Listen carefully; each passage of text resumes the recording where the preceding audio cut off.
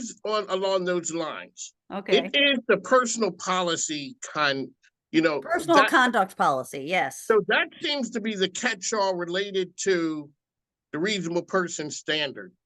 If I can't get you on or A, B, C, and D, Mm-hmm. maybe them packaged together turns into a violation of the personal, into that policy of personal conduct unbecoming of XYZ Corporation. Could be, yeah. Uh, you know where I have trouble with all of this? Some people just make a bad call in the moment, right? You're gonna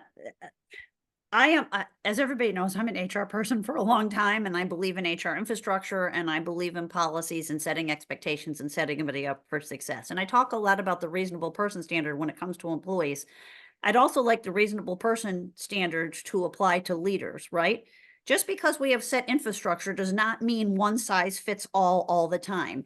If we have somebody who's otherwise a good team member who made a bad call one time in the moment, I don't know if we need to make a big deal out of this, particularly these younger men that just don't know any better yet. Sit them down, have a conversation. Don't make this a serious reprimand write-up thing.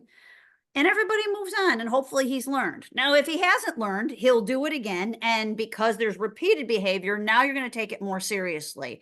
But this overreaction right out of the gate, when honestly, I like to see the best in the people, not the worst in the people to start, would tell me we're just going to do some gentle coaching with this young man and remind him not just not to do that, but why we're asking him not to do something like that going forward. And hopefully that resolves it. End of story. So that's when you talk about empowering managers. Right. You're not Yes. going Be a to, reasonable person. You and I attended yesterday the power of empathetic leaders. That was a great session yesterday. So, yeah. and Be we reasonable, be empathetic.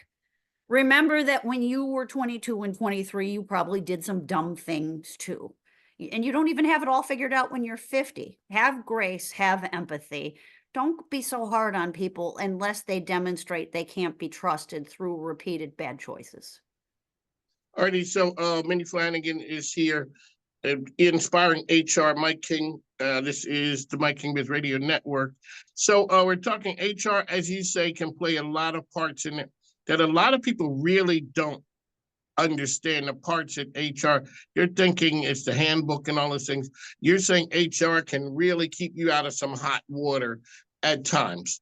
It can keep you on the right side of basically the law, and it also can really be the backbone of your organization.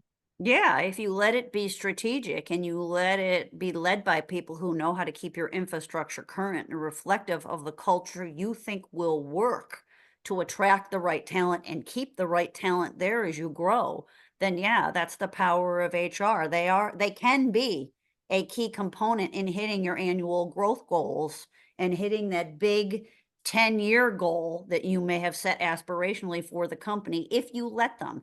It's the difference between saying HR is just administrative people to actually HR can strategically affect our culture, which cascades over to every element of the people component of our business. And by the way, we need those people to hit our numbers.